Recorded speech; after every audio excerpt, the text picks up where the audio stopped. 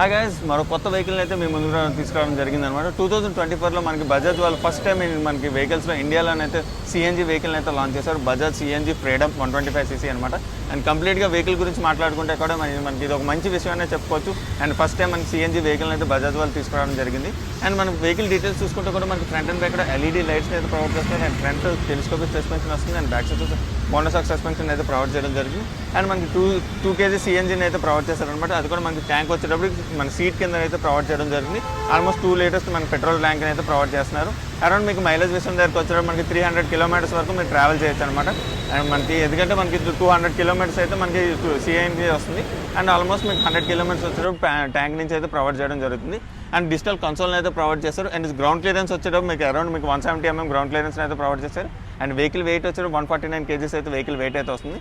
And seat height వచ్చేటప్పుడు మీకు 825 mm సీట్ని అయితే ప్రొవైడ్ చేశారనమాట. అండ్ ఇలాంటి మోర్ ఇంట్రెస్టింగ్ అప్డేట్స్ కోసం మన ఛానల్ తప్పకుండా లైక్ చేయండి, షేర్ చేయండి, సబ్స్క్రైబ్ చేయండి ఫ్రెండ్స్. Thank you.